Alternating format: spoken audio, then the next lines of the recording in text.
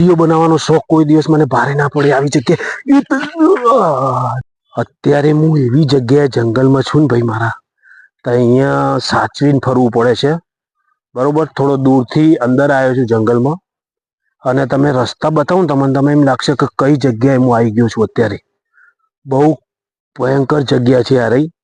અને અહીંયા જંગલમાં તમારે ફરવું હોય ને ભાઈ મારા તો બહુ સાચવીને ફરવું પડે છે મારે આજુબાજુ નજર રાખવી પડે છે કે કોઈ એવું છે તો નહીં મારી આજુબાજુમાં એટલે ધ્યાન રાખવું પડે છે તો તમે ને જંગલમાં આજુબાજુ ફરો ને તો ધ્યાનથી ફરજો હું તો અંદર આવીને પછતાઈ ગયો છું જંગલમાં કે હું કઈ જગ્યાએ આવી ગયો છું જો હું તમને બતાવું આ વિડીયો જોજો ખાલી એટલો અંદર આવી ગયો છું હું આખું જંગલ જ છે ઉપર ડુંગર ને ડુંગર જ છે બધા એક ઉપર મંદિર દેખાય છે ખાલી જો અને ભાઈ બહુ ભયંકર અંદર જંગલ છે હવે બહાર કઈ રીતના નીકળવું ને એ વિચારું છું ભાઈ હું મને થોડો ડર તો લાગે છે કે હું બહાર કઈ રીતના નીકળીશ જંગલના બહુ પેલું જંગલ છે અને આવી જગ્યાએ જંગલમાં રહેવું ને બહુ મુશ્કેલ કામ છે ભાઈ મારા આવતા તો ફરવાના શોખમાં તો આવતો રહ્યો હવે બહાર કઈ રીતના નીકળીશ એ વિચારું છું હું અહીંયાથી ભાઈ તો જંગલમાં ભાઈ ફરવા નીકળો એકલા મત નીકળજો 1 થી 2 જણા રહેજો તો જ મજા આવશે તમને ફરવામાં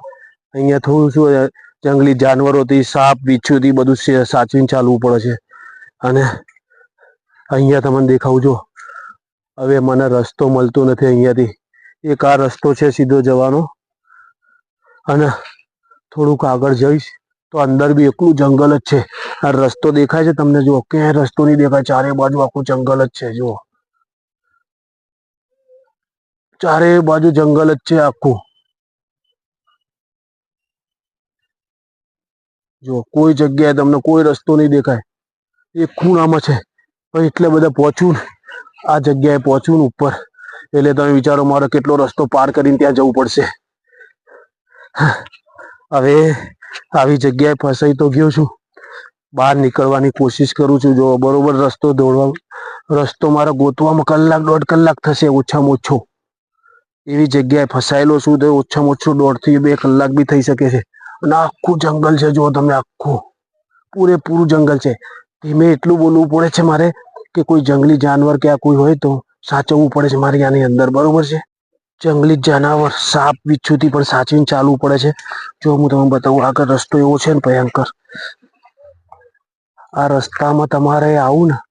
બહુ મુશ્કેલનું કામ છે એક આ રસ્તો મને અંદર સીધો દેખાય છે જવાનો અને આ બાજુ તો કંઈ છે જ નહીં હવે આવામાં